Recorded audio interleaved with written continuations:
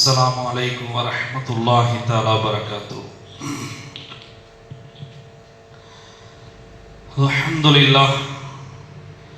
அல்ஹம்துலில்லாஹி ரப்பில் ஆலமீன் வல் ஆகிபத்து லில் முத்தகீன் வஸ்ஸலாத்து வஸ்ஸலாமு அலா சய்யிதில் முர்சலீன் வ அலா ஆலிஹி தய்யிபீன தாஹிரீன் வ ஸஹ்பிஹில் அஜ்மாஈன். அம்மா பஅத் فقد قال الله تبارك وتعالى في القرآن العظيم وفي القرآن المجيد: أعوذ بالله من الشيطان الرجيم بفضل بسم الله الرحمن الرحيم. كل آمن بالله وملائكته وكتبه ورسله لا نفرق بين أحد من رسله. وقال نبينا سيد البشر صلى الله عليه وسلم: كمل رجال كثير ولم يكمل من النساء إلا مريم عليه الصلاة والسلام. புகழும் புகழ்ச்சியும் ஏக வல்லவனாகிய அல்லாஹ் ஒருவனுக்கே உரித்தாகட்டுமாக. அவனது சாதியும் ஸலவாத்தும் நபிகள் பெருமானார் ஸல்லல்லாஹு அலைஹி வஸல்லம் அன்னவர்கள் மீதும் அன்னவர்களின் அடிச்சுவற்றை அடிபெறலாமல் நொடிமறாமல் பின்பற்றி வாழ்ந்த சஹாபாக்கள், தாபீன்கள், தபஅத் தாபீன்கள், சுஹதாக்கள், அவுலியாக்கள், நல்லவர்கள், குறிப்பாக இந்த ஜும்ஆ தொழுகை நிறைவேற்ற வருகை தந்திருக்கக்கூடிய இனி வரவிருக்கின்ற நமது சமுதாய பெருமக்கள் நம் அனைவரின் மீதும் அல்லாஹ்வினுடைய சாந்தியும் அவனது கருணையும் என்றென்றும் குன்றாமல் குறையாமல் நின்று நிலவட்டுமாக. ஆமீன். அல்லாஹ் ரப்புல் ஆலமீன் உலக மாந்தர்களை நேர்வழிப்படுத்துவதற்கு பல தூதுவர்களை அல்லாஹு தஆலா அனுப்பி வைத்தான். அந்த தூதுவர்களை நம்புவது முஸ்லிம்களுடைய கட்டாய கடமை. இறை நம்பிக்கை என்னும் ஈமானுடைய அடிப்படை விஷயங்களில் நபிமார்களை நம்புதல் என்பது கட்டுப்பட்டது.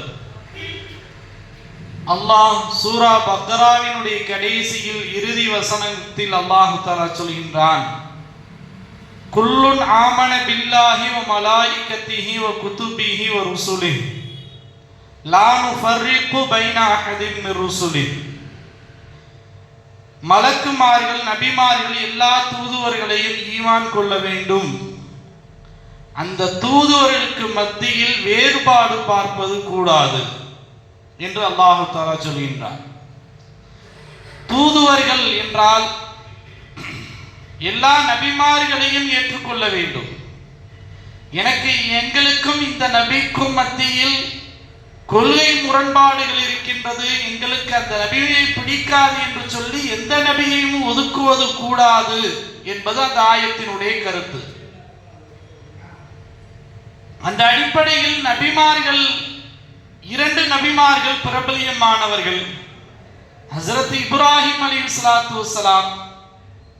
உலக மதங்களுக்கு மத்தியில் இரண்டு நபிமார்கள் பிரபலியமானவர்கள். ஹஜ்ரத் இப்ராஹிம் அலைஹிஸ்ஸலாத்து வஸ்ஸலாம் அவர்கள் ஒருவர், மற்றொருவர் ஹஜ்ரத் ஈசா அலைஹிஸ்ஸலாத்து வஸ்ஸலாம்.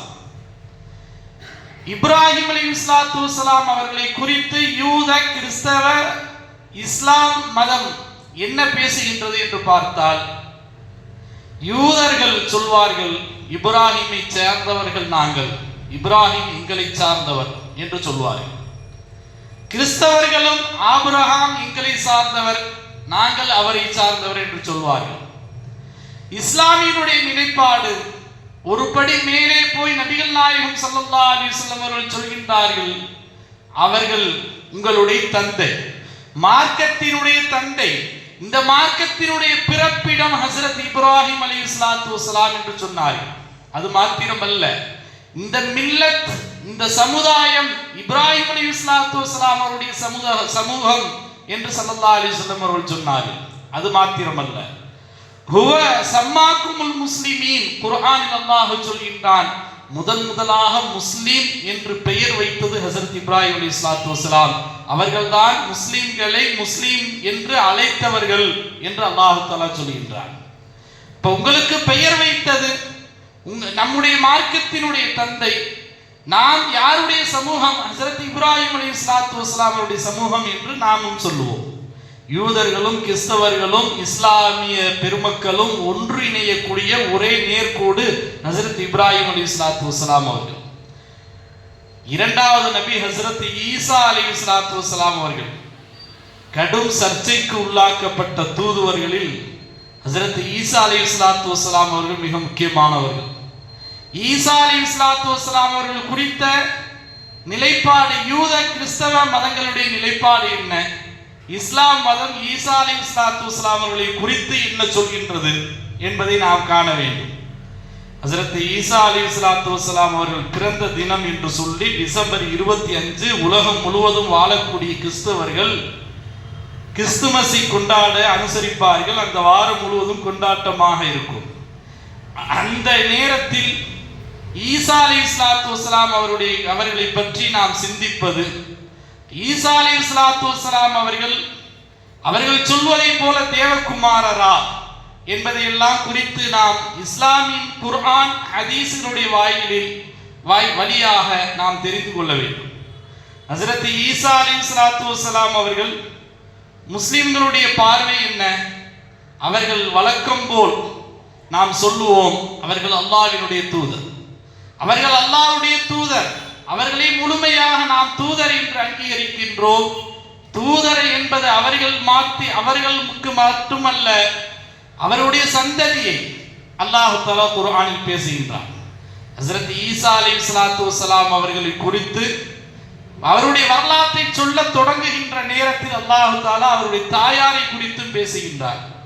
சூரா மரியம் அலைஹிஸ்ஸலாத்து வஸ்ஸலாம் அவருடைய பெயரில் தனி சூராவை குர்ஆனில் அல்லாஹ் தஆலா இறக்கினார். முதலாவது விஷயம். ஈசாவிற்கு மாத்திரமல்ல, ஈசாவினுடைய வம்சத்தை பற்றியும் அல்லாஹ் பேசுகின்றான்.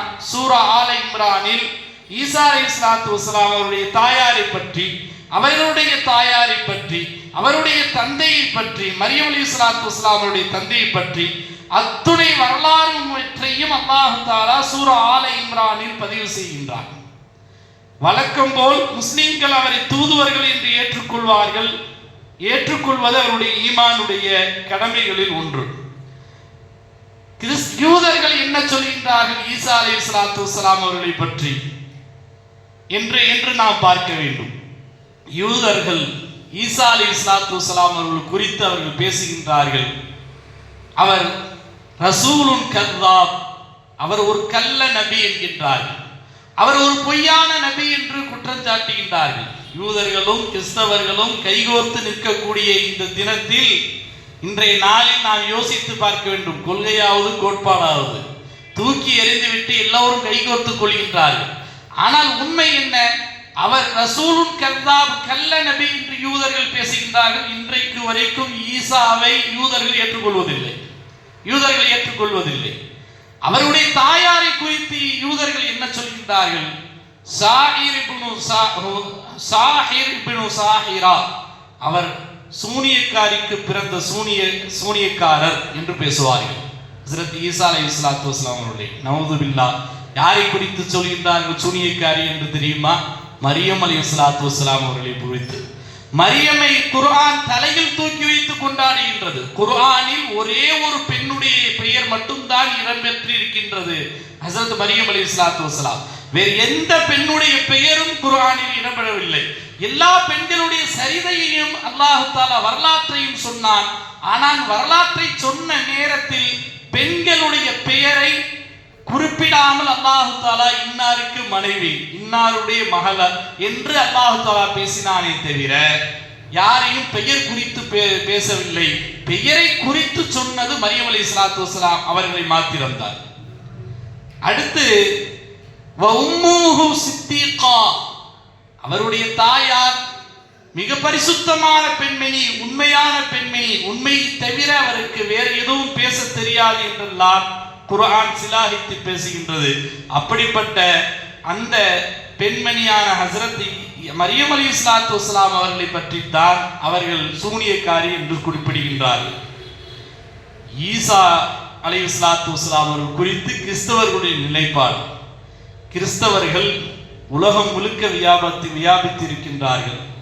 ஏறக்குறைய உலகினுடைய அதிகமான மதங்களுடைய எண்ணிக்கையை பார்த்தால் அதிகமான மக்கள் தொகை கொண்ட மதம் கிறிஸ்தவ மதம். உலகத்தினுடைய நிறைய நாடுகளில் கிறிஸ்தவ நாடுகள், ஏறக்குறைய இஸ்லாம் அதற்கு நிகராக போட்டி போட்டுக் கொண்டு வருகின்றது. அதனுடைய கடைசி எண்ணிக்கையை நெருங்கி கொண்டிருக்கின்றோம் என்றாலும் கியாமத் நாளில் நெருங்கி விடுவோம் இன்ஷா அல்லாஹ். நான் சொல்ல வரக்கூடிய விஷயம் என்னவென்றால், ஒரு மிகப்பெரிய உறுப்பினர்களை கொண்ட ஒரு மதத்தினுடைய விஷயத்தில் அந்த மதத்தினர்கள் ஈசா அலைஹிஸ்ஸலாத்து வஸ்ஸலாம் அவருடைய குறித்து என்ன யோசிக்கின்றார்கள்? ஈசா அலைஹிஸ்ஸலாம் கிறிஸ்தவமும் அந்த ரெண்டு இஸ்லாமும் கிறிஸ்தவ மதமும் இரண்டு பேரும் எங்கு முரண்படுகின்றோம் தெரியுமா? ஈசா அலைஹிஸ்ஸலாத்து வஸ்ஸலாம் அவர்கள் மீது கொண்ட இரண்டு பெரிய கொள்கைகள், அதில் சமாதானத்திற்கு இடமில்லாமல் இஸ்லாம் முற்றிலும் முரண்படுகின்றது. ஒன்றாவது விஷயம், அவர்களுடைய திரித்துவ கொள்கையை நாம் ஏற்றுக்கொள்வதில்லை. பிதா, தேவகுமாரன், பரிசுத்த ஆவி, இந்த மூன்று விதமான விஷயங்களை சொல்வார்கள். பிதா, தேவகுமாரன், பரிசுத்த ஆவி, இந்த மூன்று திரித்துவ கொள்கை இது. அல்லாஹு தாலா இந்த கொள்கை வன்மையாக குர்ஆனில் கண்டிக்கின்றான். எனவே அந்த விஷயத்தை நாம் ஏற்றுக்கொள்வதில்லை. பிதா என்றால் தந்தையாக இருந்தவர், தேவகுமாரன் என்றால் மகனாக இருந்தவர், மூன்றாவது பரிசுத்த ஆவி அவர் அவதாரம் எடுத்து விட்டார் என்று சொல்கின்றார்கள். இந்த மூன்றை விட்டும் அல்லாஹ் பரிசுத்தமானவன். குல்ஹுவல்லாஹு அஹது சூராவில் அல்லாஹ் சொல்கின்றான், லம் யலிது வலம் யூலத், அவனுக்கு தாயும் இல்லை தந்தையும் இல்லை, அவனுக்கு பிள்ளைகளும் இல்லை.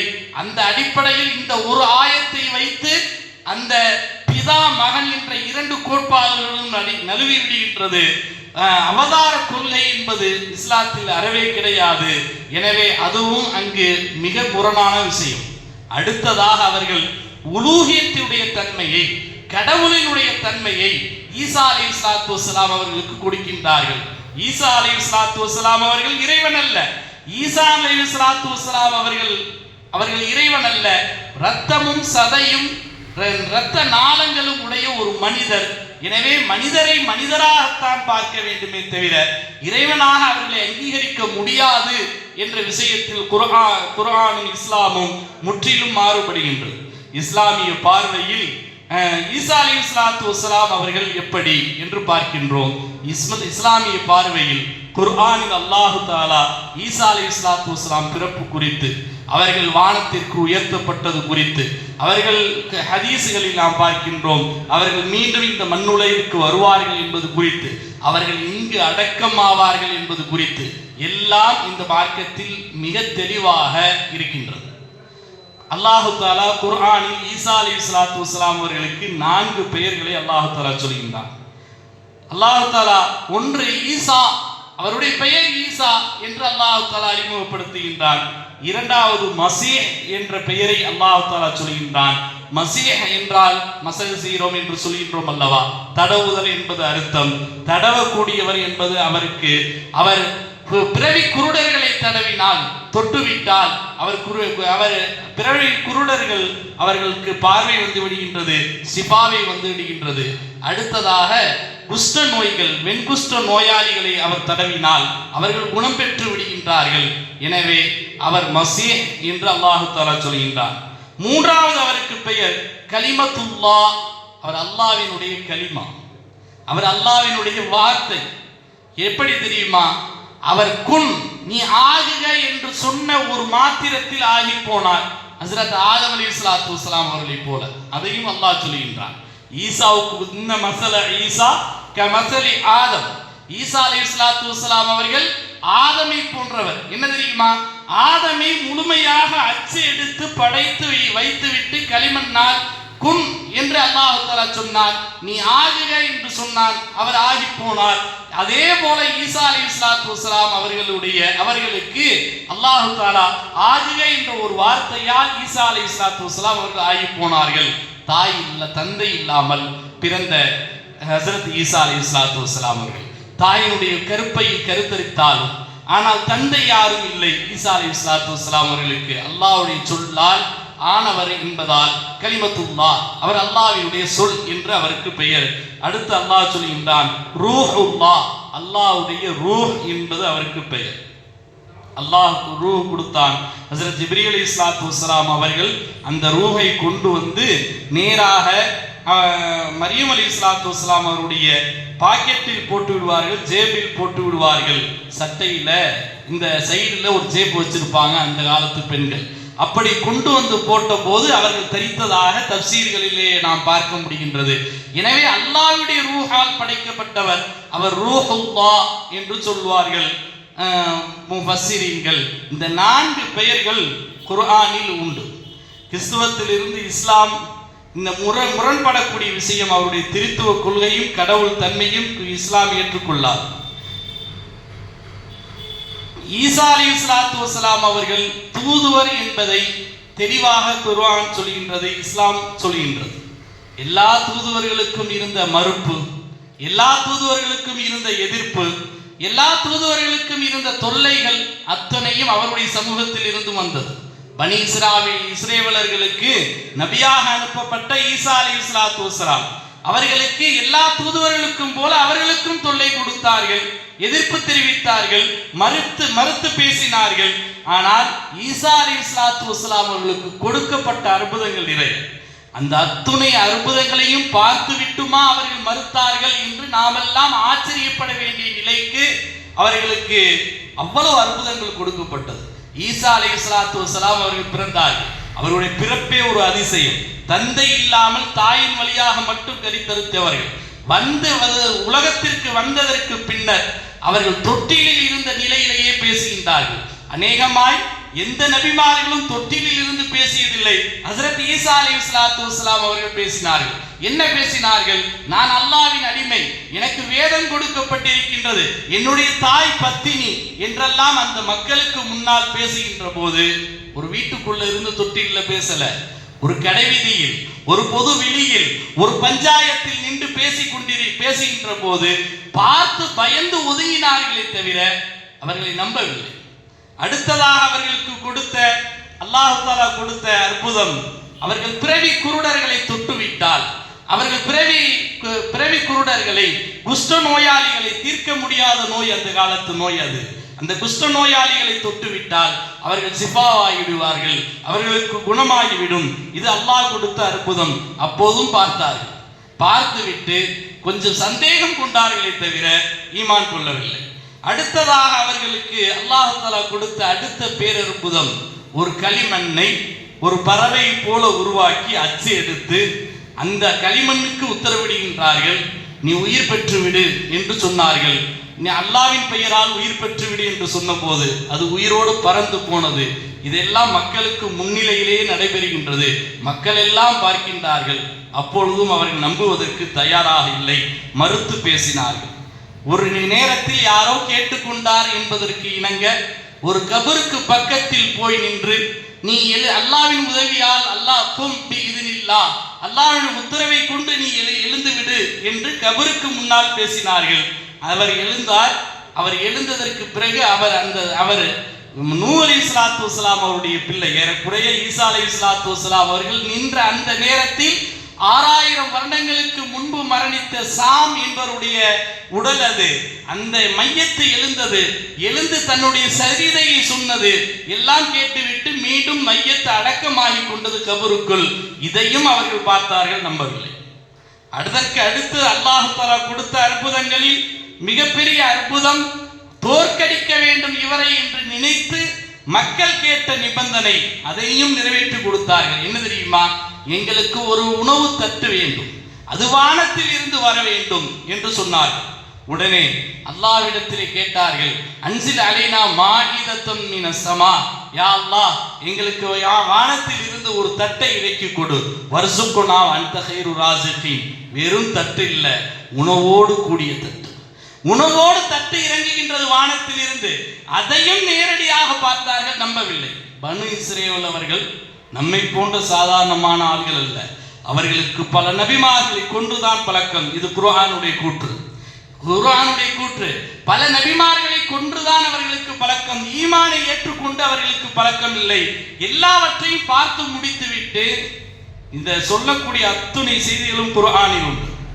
எப்படி அவர்கள் பேசிய செய்தி, வெண்குஷ்ட நோயாளிகளை, பிறவி குருடர்களை குணப்படுத்திய செய்தி, களிமண்ணில் பறவை உண்டாக்கிய செய்தி, கபரில் இருந்து ஒரு மையத்தை எழுப்பி பேச வைத்த செய்தி, அவர் இதுவெல்லாம் குர்ஆனில் உண்டு. தன் வானில் இருந்து தட்டு இறங்கியது என்பதற்கு 6வது சூரா குர்ஆனில் மாஇதா என்ற சூரா, தனி சூறாவே அதை குறித்து பேசுகின்றது. மாஇதா என்ற சூரா 6வது சூரா குர்ஆன் அது குறித்து பேசுகின்றது. இப்படி அத்துணை அற்புதங்களையும் மக்கள் காண்பித்தாலும் யூதர்கள் நம்புவதற்கு தயாராக இல்லை. கடைசியாக ஒரு வேலை செய்தார்கள். அன்றைக்கு இருந்த சில யூதர்களும் அன்றைய ஆளும் அரசோடு சேர்ந்து ஈசா அலைஹிஸ்ஸலாத்து வஸ்ஸலாம் அவர்களை கொன்றுவிட வேண்டும் என்று முடிவெடுத்தார்கள். நேராக 12 சீடர்களுடன் ஒரு அறையில் தங்கியிருந்த ஈசா அலைஹிஸ்ஸலாத்து வஸ்ஸலாம் அவர்களை தேடுகின்றார்கள். ஆனால் கையில் கிடைக்கவில்லை. இந்த வரலாற்றை பைபிளும் பேசும், ஆனால் அது வேறு கோணத்தில் பேசும். யூதாஸ் என்று ஒருவன் இருந்தான், ஒரு யூதன். அவனுக்கு மட்டும்தான் தெரியும் இவர்கள் இருக்கக்கூடிய இடம். அவனை அழைத்து, இங்கு வா, உனக்கு என்ன வேண்டுமானாலும் செய்து தருகிறோம் என்று சொல்லி அத்துணையும் தருகின்றோம் என்று வாக்கு கொடுத்து, நீ அவருடைய சபையில் போய் உட்காருவதை போல உட்காரு, நாங்கள் பின்னால் வந்து விடுகின்றோம் என்று சொல்லி நேராக உள்ளே போனார்கள். ஆனால் அல்லாஹ்வினுடைய ஏற்பாடு வேறாக இருந்தது. என்ன தெரியுமா? ஹஜ்ரத் ஈசா அலைஹிஸ்ஸலாத்து வஸ்ஸலாம் அவர்களை அல்லாஹ் தஆலா தன்னளவில் உயர்த்திக் கொள்ள வேண்டும் என்று ஆசைப்பட்டார். பரஃபஅஹுல்லாஹு இலை, அவரை அல்லாஹ் தஆலா உயர்த்தி கொண்டான். ஈசாவினுடைய உருவ சாயலை யூதாஸுக்கு போட்டு விட்டான் அல்லாஹ் ரப்புல் ஆலமீன். வந்தவர்கள் உள்ளே வந்தார்கள், ஈசா எங்கே தேடினார்கள். ஈசாவுடைய உருவத்தில் இருக்கக்கூடிய யூதாஸை பிடித்து அவர் சிலுவையில் அறைந்தார்கள் என்று நாம் பார்க்கின்றோம். அப்பொழுது அவன் சொன்னான், நான் ஈசா இல்லை, நம்புவதற்கு யாரும் தயாராக இல்லை. சிலுவையில் அறைந்தார்கள், கொன்றார்கள். அவர்கள் கொன்று விட்டதற்கு பிறகு நிறைய சந்தேகம் அவர்களுக்கே வந்தது.